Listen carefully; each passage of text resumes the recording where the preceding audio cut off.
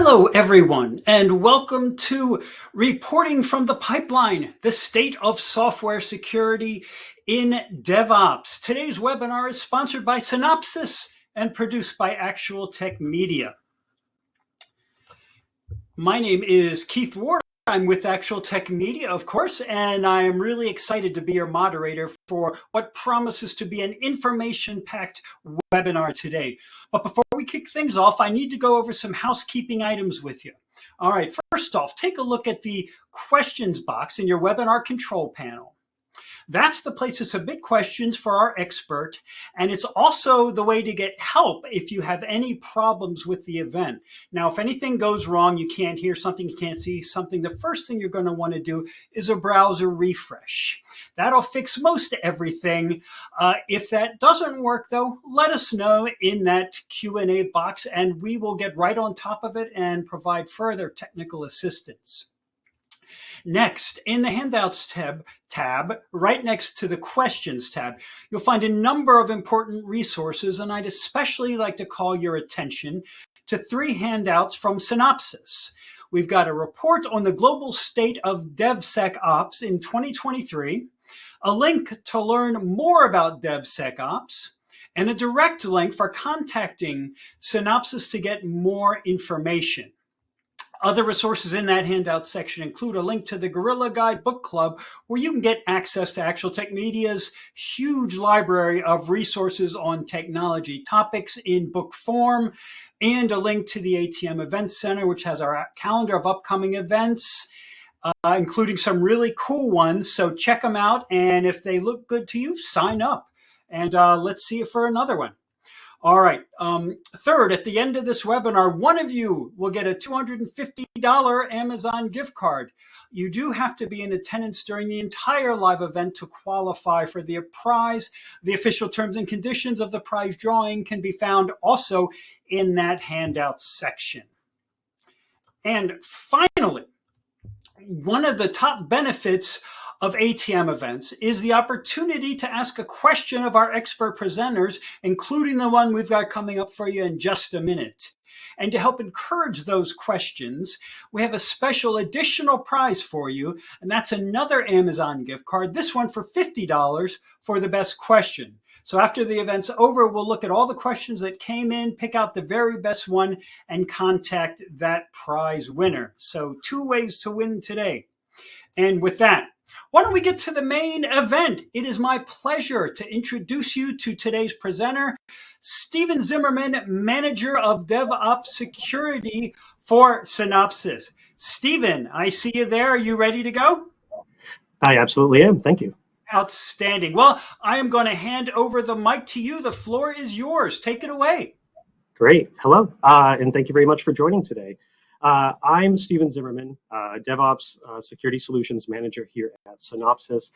I'm thrilled to be here with this group today to explore some intriguing findings from this year's DevSecOps survey. We've got some rather complex analysis to look at today. If you like data, there's plenty here for you to absorb. And if data really isn't your forte, no worries. I'll guide you along so that we can still derive some really important information together. So yeah, let's dig right into what we have observed.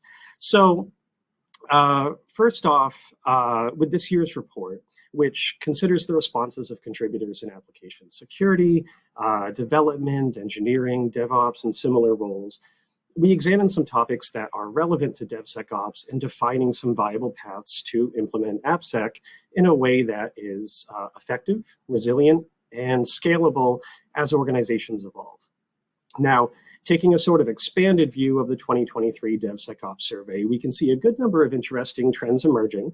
One of those that caught my eye, which you see in the title section here, is that integrated automated AppSec is growing. It's growing in prevalence, in focus, in importance, but organizational pressures are sort of getting in the way of realizing this idea of integrated AppSec. Now, we can break this down a bit more into categories to help us derive some more effectual data. We have got insight with implications on dev, test, and fix velocity. That's given weekly or daily releases, accelerating risk detection and time to resolution are top priorities for organizations. And as we'll discuss, we get a general idea that more than half of organizations can make critical fixes within 3 weeks. Now, depending on how frequently you're releasing, what type of applications or data you're dealing with, or other security controls you have in place, this might be fast enough, or it might be dreadfully slow for CI/CD, for example. Either way, we see indications that organizations are emphasizing secure coding practices and developer security training to minimize delays to this time frame. Then we see a defined image of our security tools and of our pipelines.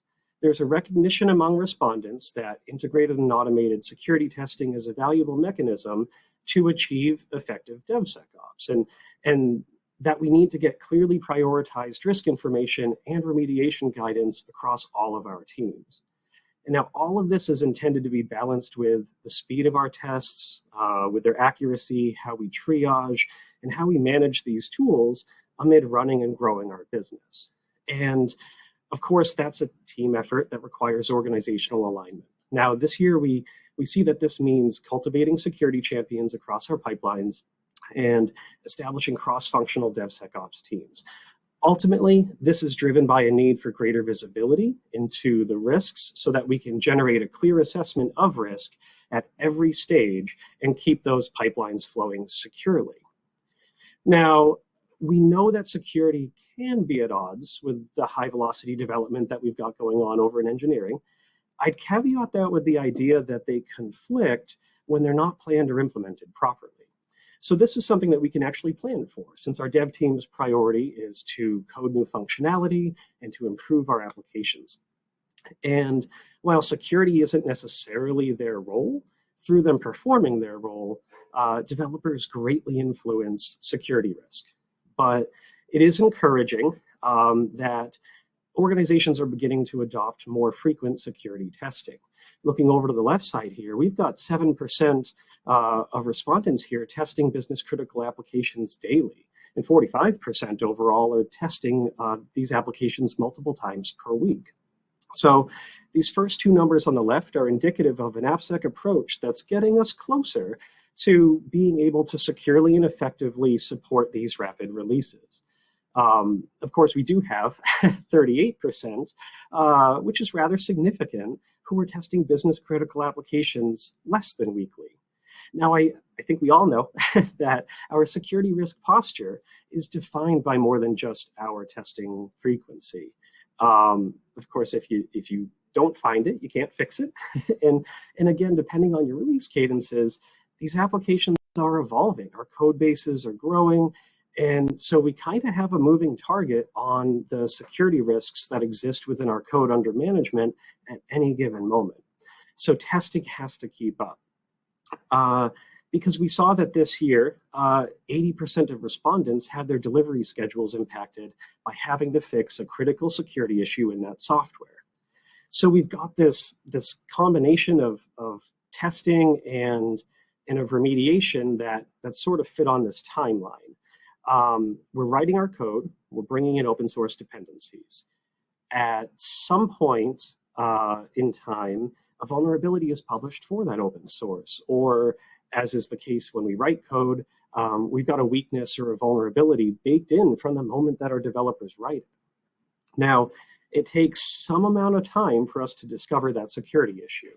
And so we can already start to see that we can sort of shrink this timeline down as we perform more frequent testing, or maybe with more security aware, security capable developers. But we've got to then select a new open source library, or find a patched version, or refactor our code that we wrote. And then we need to push that security update out. Ultimately, this is the window of opportunity for an attack. This is what we're trying to shorten and abbreviate with our DevSecOps program. And that's going to involve a few teams in order to do it properly. So as you shift security testing leftward, there is ultimately a greater opportunity for you to become more efficient. That's with doing the testing itself, with the remediation, and with shipping code. That leftward shift is key to reducing that risk exposure that we just walked through. And we see this manifest itself in this year's report with 45% of organizations, including developers, with AppSec testing, at least to some extent. Now, 36% have established cross-functional DevSecOps teams to oversee and coordinate security testing. And so we can start to derive some impact of this inclusion of more dev and DevOps focused teams by looking at our time to remediation. Looking at our chart here, we can see some focused responses. Those are effectively the highest numbers, highest concentration of responses as we look toward these white sections. So beginning at the right, where organizations are entrusting only security teams with AppSec testing, we've got a more even distribution across time to remediation options, but we definitely don't see a concentration toward faster resolution like we begin to see as we add cross-functional teams, add QA, and add dev teams into the mix with more and more security responsibilities.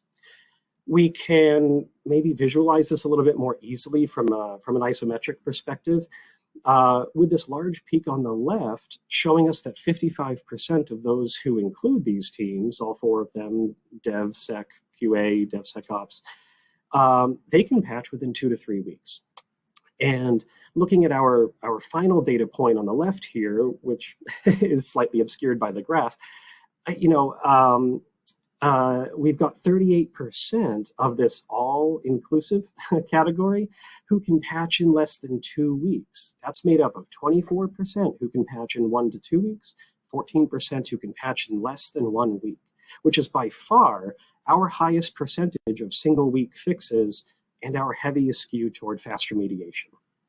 We get one more interesting data point from this, and that's this upward slope nearest to the bottom of our axis here, which represents uncertainty of time to remediation.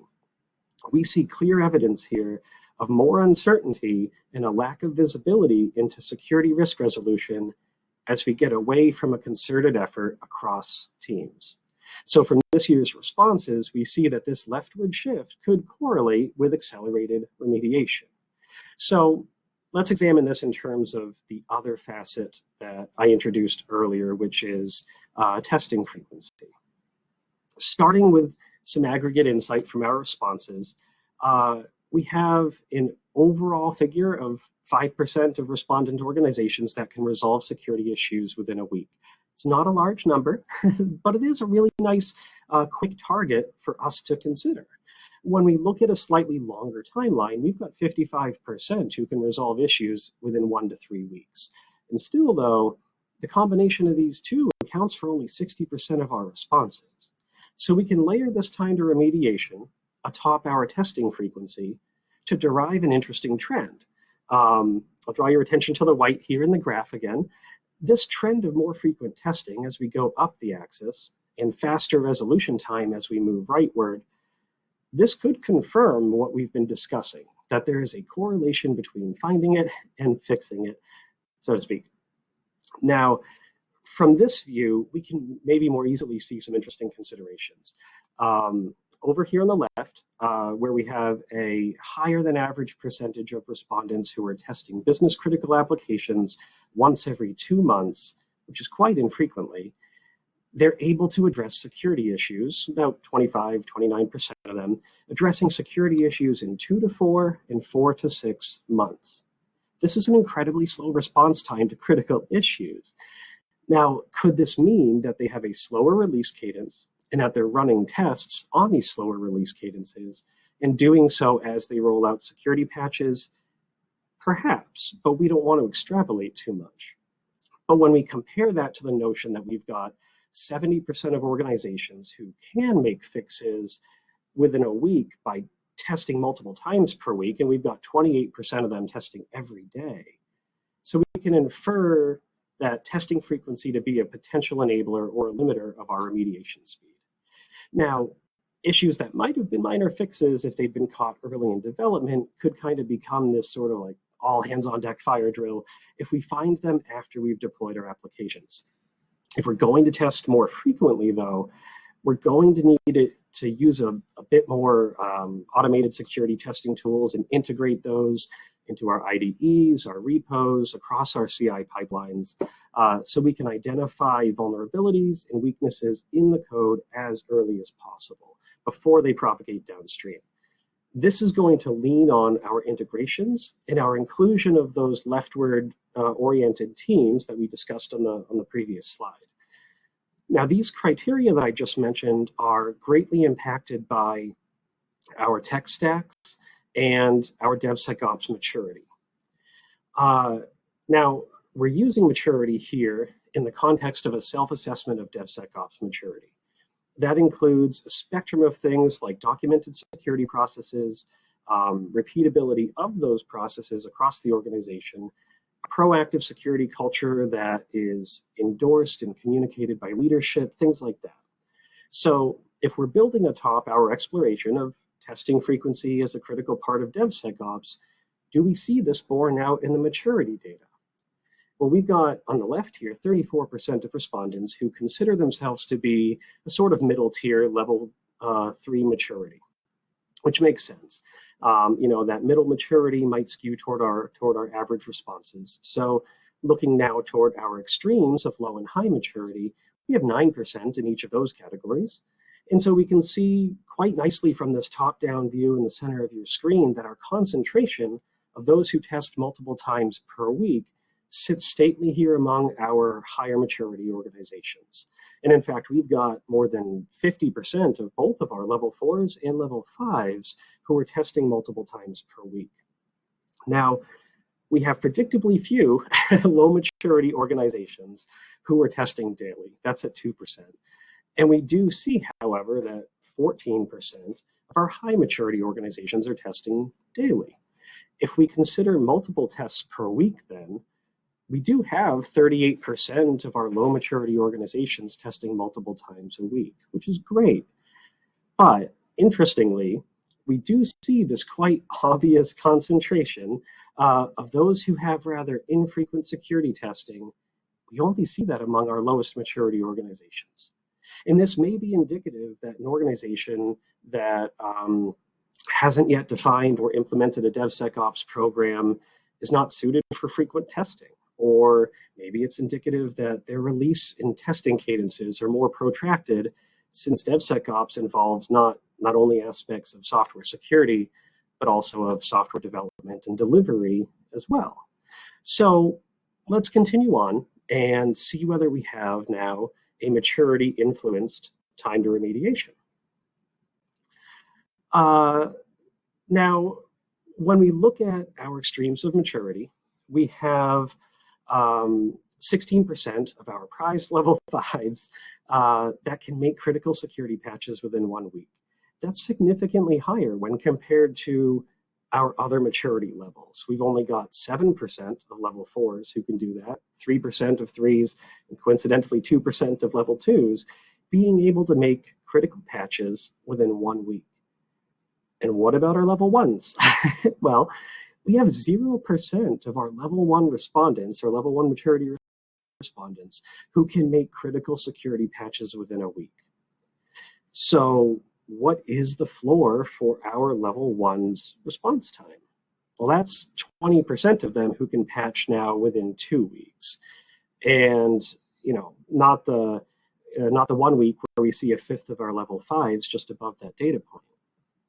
And so we can see some of this a little bit more clearly again from this isometric perspective, that although our fastest remediation is somewhat obscured by this perspective, by this big mountain here, but on this rightmost purple elbow, kind of at the center right of the graph, we've got the 16% of our level 5s patching within 1 week. So that might help kind of orient you visually on this graph. And so this 20% of level 1s patching within 2 weeks, well, that is dwarfed by our 69% of level 5s that can also patch within 2 weeks. That's kind of the sum of the white peak and that purple elbow there for you. And so we can now go back to the extrapolation that we made earlier when examining the inclusion of more dev and DevOps roles and how that impacts security risk visibility. We have 8% of our level 1s, 3% of our level 3s who are unsure of how long it takes to fix things. And this is a potential indicator of one of our challenges, visibility and transparency, as we'll discuss in a few moments. that it might be connected to maturity and a hindrance to remediation speed. Now, we want to understand that maturity is a spectrum, it's a process. So it may be, again, that some organizations begin their DevSecOps maturation at a point other than risk visibility and transparency. But we can clearly see the upside of focusing on faster, earlier risk detection on our remediation timescales and our maturity.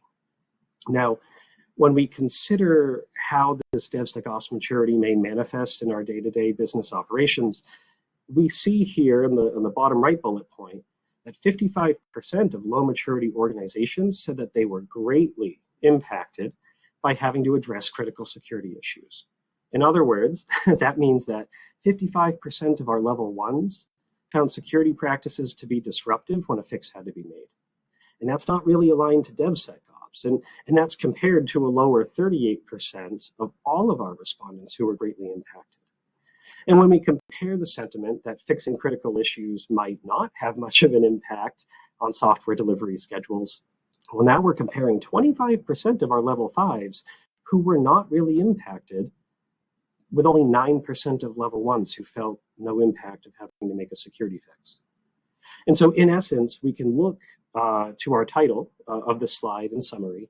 DevSecOps maturity indicates having the right tools and the right processes in place to make fixes quickly without disrupting operations or threatening those shipping deadlines. Now, we recognize that there may be something to learn by examining a potential distinction among industries. And if we take a top-down view, looking toward our concentration of white peaks and maybe that skew of color toward the top of our vertical axis, we can begin to see where our concentrations of higher maturity reside across each industry. In doing this, we see that 22% of application and software development organizations identify at our highest level 5 DevSecOps maturity. That's impressive, right? And then we've got telecommunications and ISPs at 17%. We have 11% of technology companies identifying at a level 5 high maturity. Those are our three standouts, and there potentially are less surprising data points considering that these industries have been focused on software development and application security testing. They've been focused for quite some time and should, in essence, be farther along in their DevSecOps maturation process. But the digital transformation is really making every business a software business, whether it's the creation or ingestion of software for external commercial use, or its increased reliance on applications for internal business operations. So industries that may not have historically considered themselves software heavy are now confronting this future where DevSecOps is a critical part of their evolution and of their success. Consider the notion that each of these industries' constituents are part of some form of a supply chain of vendors and customers, each of whom are becoming increasingly focused on mitigating their application security risk exposure. Nobody wants their security risk posture to be determined by the security inadequacies of another organization. So we've got 19% of utility companies identifying as a level 1 DevSecOps maturity. That's low. That's our highest concentration of low maturity, followed closely then by nonprofits at 18%, fintech at 17%, and banking and financial institutions at 16%, self-identifying at a level 1 maturity. Let's take a moment to consider how we define those industries. We've got critical utility infrastructures and financial institutions composing the low end of our maturity spectrum, with potentially highly valuable assets to protect from infiltration and attack. And moreover, and again, it's kind of obscured from this isometric view, but we've got 0% of our government, insurance, nonprofit, retail, and transportation industries identifying with a high DevSecOps maturity. These organizations do have a way to go along their DevSecOps evolution. And many of those that I just mentioned have legacy technology infrastructure, heavy development processes to migrate to a more agile CI/CD, or even to a DevOps workflow. So establishing security into these highly regulated and maybe notoriously budget-conscious industries might be a bit of a challenge. But it needs to be done because, as we just alluded to, many industries can't afford to leave themselves exposed, whether they need to ensure consistent uptime of their infrastructure in their applications, or they need to safeguard the sensitive data which those applications access, store, or transmit. Accurately assessing your organization's maturity is crucial when you're implementing or evolving a DevSecOps initiative. And that's because DevSecOps requisitely involves contributors across roles and teams. So defining success criteria and establishing a clear path forward requires their buy-in and their support. And one of the most impactful reality checks is how long it takes to fix critical issues. Remember, that's the window of opportunity for an attack that we talked about way back in the beginning. I'll remind you on the left here then of our first two data points. How quickly 1/5, 20% of our level 5s and of our level 1s, how quickly they can make critical fixes. And then we can look to the right and see that color bleeding downward, extending our time to remediation, or maybe, more positively extending upward, representing faster remediation. We've got less than 10% of insurance, utilities, and nonprofits who can make fixes within 2 weeks. Now, we can combine this chart with our conclusions regarding each industry's maturity assessment. Perhaps, unsurprisingly, we had application development and technology companies leading in perceived maturity. And they also lead in the shortest time to remediation. But interestingly, telecommunications and ISPs, they're in second place for perceived maturity, but they are below average for time to remediation. So there's some dissonance there. There's a discrepancy between how mature they feel they are in terms of DevSecOps processes and tools, and how that actually manifests in a reduction in risk exposure. We have government, media, utilities, and education all lagging in time to remediation, with fintech unfortunately leading in slow time to remediation, which kind of brings this ring of purple downward alongside education and government. But we can sort of resolve this with their perceived maturity. They could see this coming. If we examine the likelihood of any of these industries being able to make a critical fix within 2 weeks, we've only got 6% of utilities and of nonprofit organizations who can make fixes within 2 weeks. We've only got 10% of insurance and 13% of government being able to realize a fix in 2 weeks. Now, recall that utilities, they were very well aware of their position, with the highest response out of all industries citing a level 1 maturity and a slight skew toward that level 2 maturity amid their responses. So what does this really mean? It's not just a reality check. Depending on your industry, going back to the tech stacks, the processes, the regulations, and so on, and considering your DevSecOps maturity, we're going to have a few challenges and success criteria that we want to consider. So DevSecOps, it's going to require orchestrated tools, processes, and standards, all facilitated by those contributing teams from development, DevOps, and security. 29% of organizations actually cite cross-functional DevSecOps teams as being key to their success, and then 33% identify poor or inadequate developer security training as an impediment to DevSecOps. Now, it's important to understand that the opposite of a challenge is not necessarily a success factor, but we have these interestingly similar shapes as we examine maturity against the top challenges and the top success factors for DevSecOps. Now, in the top-down view, it's easiest to kind of see our concentration of responses in red in the bottom right of our challenges chart here.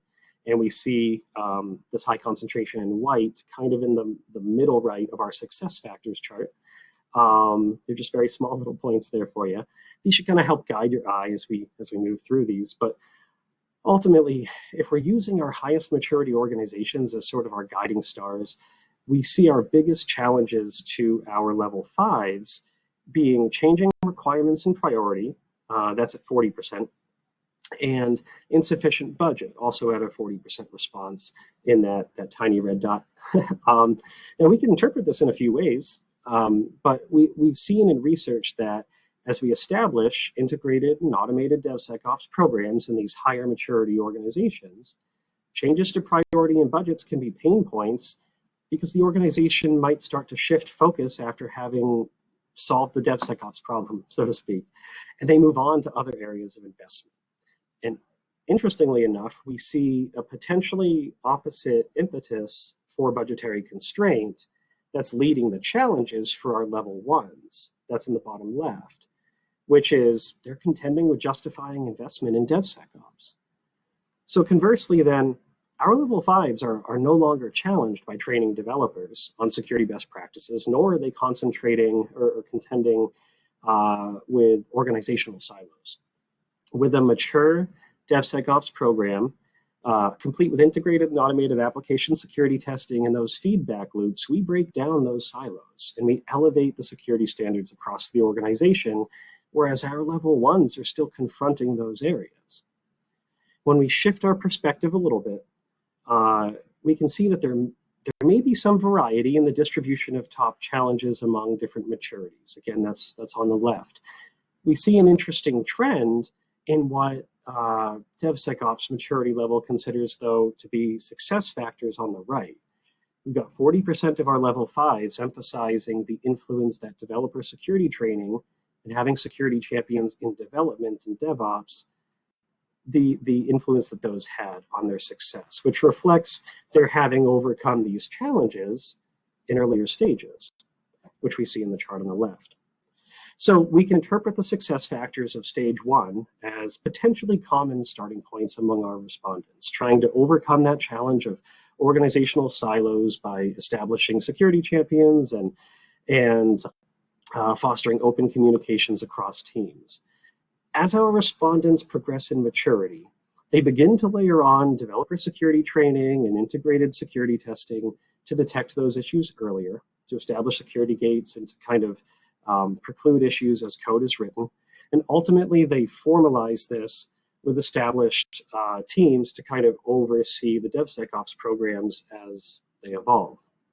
Now, the net result of these phased successes is that we have about 2 times as many organizations who can make critical fixes within 1 week after they've integrated security testing and established cross-team communications and security visibility. Overall, we see a skew toward faster remediation when there's cross-team communication, developer security training, and those integrated automated security testings in the CI pipelines. Now, conversely, we see a skew toward longer time to remediation, where inadequate or ineffective security training for developers is a top challenge. So, where do we go from here? How do we use this knowledge and the conclusions that we just made? We're intent on establishing a DevSecOps program that's going to put us in a position to grow and evolve as an organization while we minimize our software security risk exposure. But here's the problem. The way that a lot of teams have been doing it so far, particularly those lower maturity ones, is effectively bolting it onto their DevOps pipelines. They're taking their legacy security products, using APIs to sort of drive them from their CI pipelines. So we end up with these completely separate functions that on paper should give us all that we need for DevSecOps, but they lack a sort of connective tissue, which we really only get with deliberate DevSecOps. And this approach generates a bunch of issues. Some tests are manual, others are automated. How do we achieve that scale and that efficiency that we talked about? They don't have a cohesive implementation, so they're prone to breaking workflows and slowing down those build and release pipelines. And they generate an inordinate number of results, often contradictory or unclear and without any standardization. So we really end up with a DevSecOps initiative that's not really aligned from within. And this affects developers greatly. who have their own sort of mini workflows that exist in this superposition state, kind of both within and tangential to that DevOps infinity loop that we're all familiar with. They've got too many of their own development tools to run and manage, let alone anything additional as prescribed by security, which might create additional friction. They're trying to balance code quality and development speed. They're trying not to introduce new issues into their projects. And one dev team's tech stack it's not likely to match another team's. So trying to create a one-size-fits-all security pipeline is really just untenable. So with no continuous normalized feedback, different priorities or obscure remediation requirements cause confusion among developers and make scaling secure development a challenge. We already saw that defined as a success factor, though, right? This is a success factor for DevSecOps, a concerted approach for security that includes developers in a way that moves forward with AppSec. But not all developers share the same experience or knowledge regarding application security or secure coding practices. Most organizations are experiencing this firsthand. We've got all this new development, which means an increase in staffing for developers, but security is not standard among these programs. So, 82% of managers then place emphasis on secure coding education when they're staffing their teams. And so developers could be weak links for security if they're not enabled or trained properly. And our DevSecOps programs need to account for this by enabling developers to help realize security as they write code. And 88% of developers know this, but only 14% of them actually view application security as a priority when they write code. And we can see how this manifests, right? Developers' role is to code, like we said, but they impact security. So their prioritization of security comes secondary to their shipping deadlines.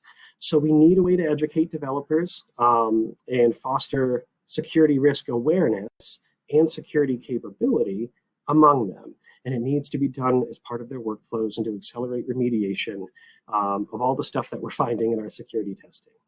And what's nice about this, between our second data point and our fourth data point, we know that 76% of developers believe that security training would actually help their productivity. Why is that? Well, that's because there's all this rework that comes from failed security tests. And when those tests happen downstream, our developer workflows go right out the window. And so remember that number?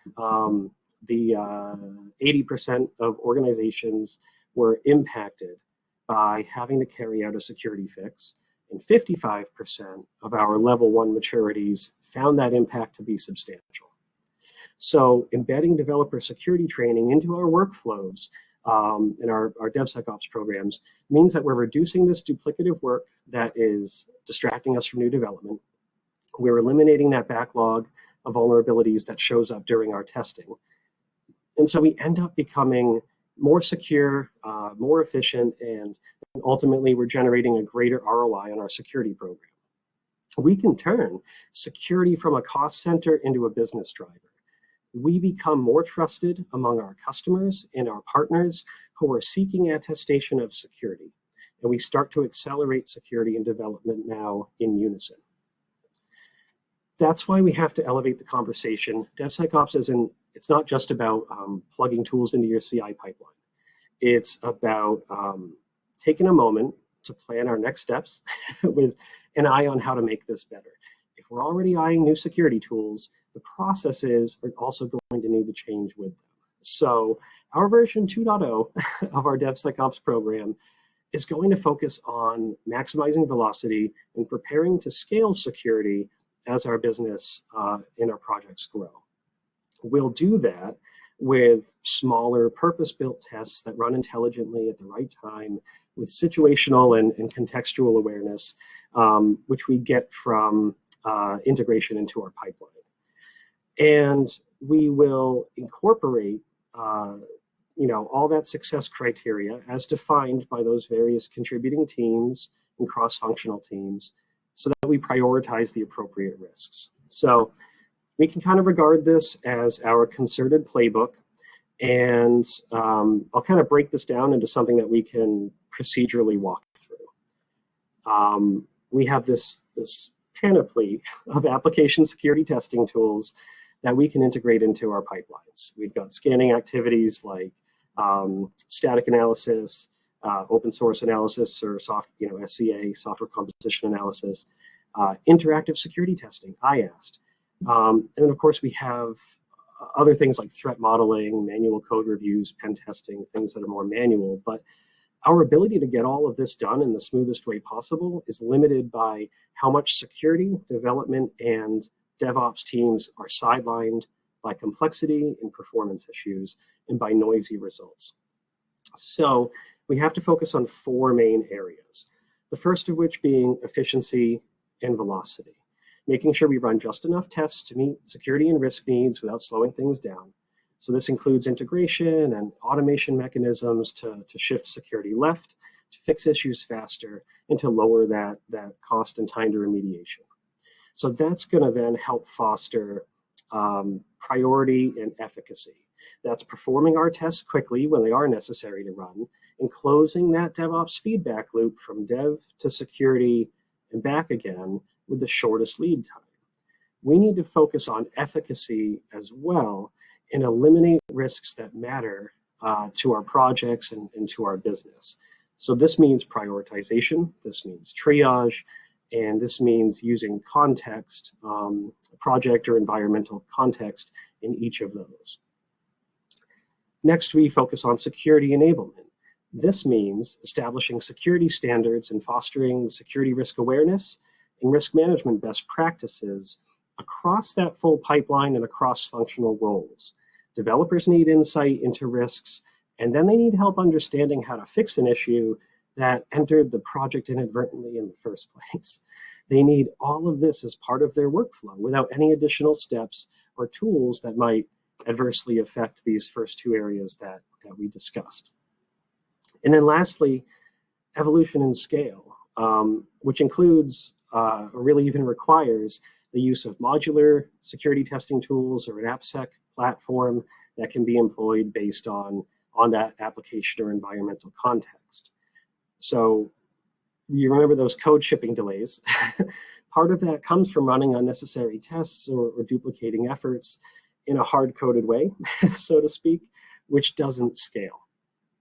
So let's align this to our SDLC, to our pipelines, so that we can better visualize how this is going to come together and manifest as an actual DevSecOps program. We're doing that somewhat cliche, oft-used phrase of shifting security left to help developers write more secure code and avoid that late-stage rework. And that's with that SAST and SCA within the IDE, in source code management or code repos.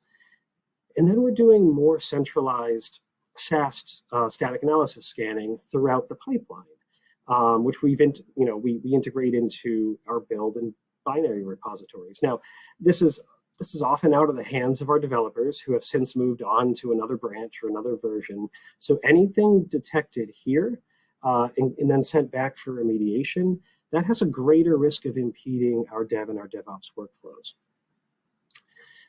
Now we're going to do the same with software composition analysis, SCA, finding known vulnerabilities in open source components that our dev teams declare when they write the code. And then we're also getting those transitive dependencies that come in when we run the build through our build pipeline.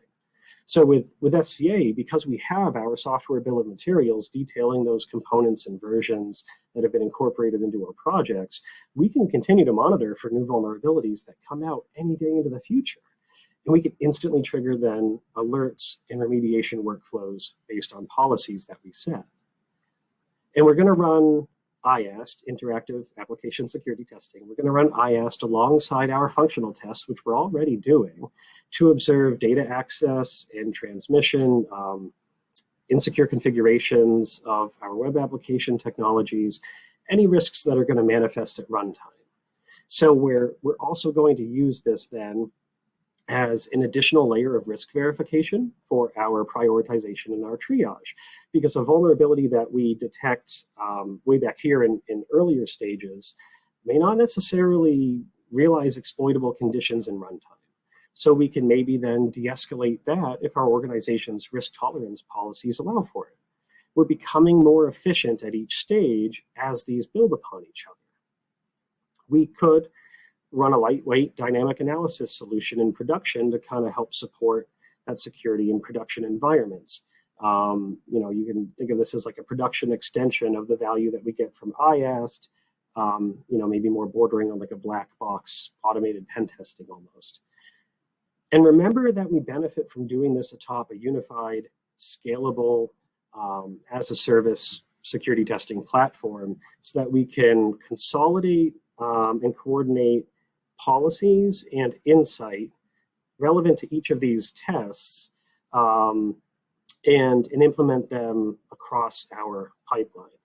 So all of this should deliver really clear, prioritized, actionable risk intelligence and remediation guidance into those issue management workflows so that developers can take action.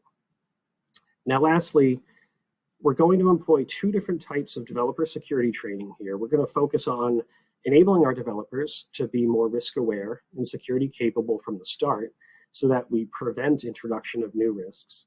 And then we're going to provide them with training and information that's relevant to the risks that we detect during our testing.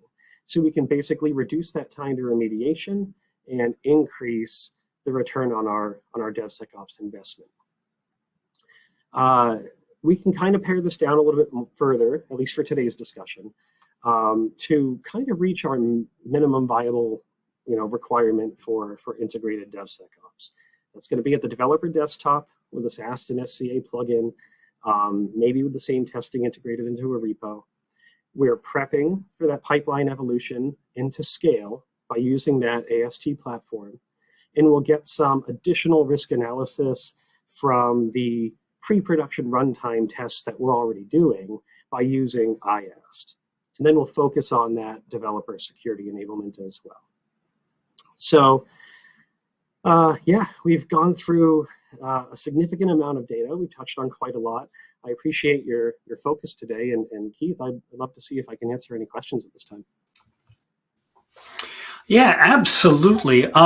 Stephen, what a great presentation. Thanks so much.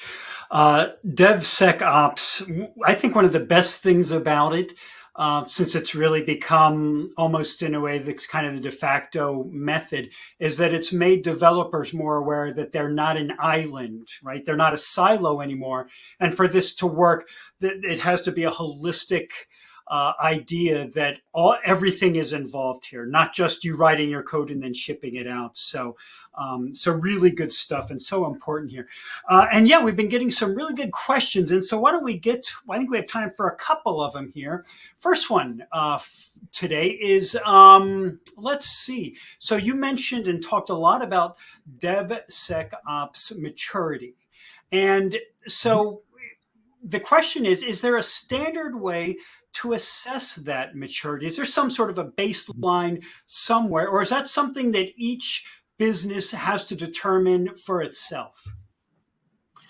Yes, yeah. So it could be subjective. I think for a lot of organizations, it's a subjective assessment of risks, and for many professionals in different roles, it's within their purview of a developer versus a security person, even at the same organization. They may have different perspectives on how mature they feel this DevSecOps program or even just generalized security, application security is. One good recommendation that I have is to align it to sort of like various industry standards or generalized software security standards. At Synopsys, we have something called the Build Security and Maturity Model, the BSIM. Mechanisms like this kind of help you evaluate against different criteria and against your peers, how you kind of stack up by looking at some key areas of investment or enhancement. We saw some of those challenges and some of those success criteria in this report. Things like that help you kind of standardize and align to other peers in your area. Okay, great. And I think it's important to point out here that the most important thing is to get that assessment done. You know, find out what Yes. your maturity is. Don't wait on it, because you're costing yourself. You know, every minute you're not looking at doing this. So get started. Okay. Next question. This one comes from a Steve. So good name there, right? Steve has a question about EU and EU developers. They could, it says, some developers could be from EU. They could add their personal information in the comment code or the comment section of the code, updated from there. How do you ensure that that code meets the GDPR, or do you simply strip all such personally identifiable information prior to storing the code? Is that a question that you have an answer for? That is, yeah, that's an interesting question. Yeah. I don't think I'm qualified to address the GDPR questions, though. So it's certainly something that we're taking note of, and we have Steve will make sure that we follow up with you if and when we have a response that should suit your needs. Yeah, absolutely. And that reminds me also that any other questions we don't get to today, that they will be followed up on. So don't worry. If you have a question for Synopsys, they will definitely get a hold of you. That also reminds me that I do want to bring up, before we get to our final questions, Stephen, I do want to bring up that we have got 3 great handouts from Synopsys that I encourage you to download again in the time we have left. And I wanted to mention them again. One is a report on the global state of DevSecOps in 2023. As Stephen mentioned that at the beginning here. There's a link to learn more about DevSecOps if you want to tease out exactly what that means, and a direct link for contacting Synopsys to get more information. So, Stephen, this has been so much fun and such important information to get out there today. So the last thing I wanted to ask you is, for those who are now really intrigued and want to find out more about Synopsys and what you can offer, what would you say is the next step that they should take? I recommend, apologies for the fire alarm in the background. I Oh, recommend, no worries. I recommend that you check out the website that you see here on your screen, synopsys.com/DevSecOps, as well as hop on over to the resources section, download the DevSecOps report, and you'll find all the information that you need to kind of drive that ship forward. Okay, I tell you what, I'm going to mute you right now, so we do not hear that alarm. And maybe you should go check and find out if anything is going on. So thanks so much for your time in the presentation, Stephen. It was fascinating to have you on, and thanks again. We really enjoyed it. Okay, so we're hoping that Stephen is okay from all of that. Hope he's running now to find out what is going on in his building. So that looks like we are just about out of time. And so what I want to do now is go to the final bit of the event here today, and that is our Amazon gift card prize drawing. $250, as I said at the beginning, and as always, you do have to be present for the entire event to be eligible to win. So we do have a winner of the gift card for today, and that winner is Ben Wilcox from Arkansas. Congratulations to you, Ben. We'll be in touch very soon to get you that card. And with that, everyone, folks, we are wrapped. On behalf of the entire Actual Tech Media team, I want to thank Stephen and Synopsys for making this event possible. I want to thank all of you attendees for being with us, for your great questions and your interest in this topic. It's a timely one, that is for sure. And I think we all learned a lot. I did, and I hope you did as well. And that concludes today's event. You can get back to your day and have a great rest of your afternoon, evening, morning, wherever you are. Thank you so much for being with us.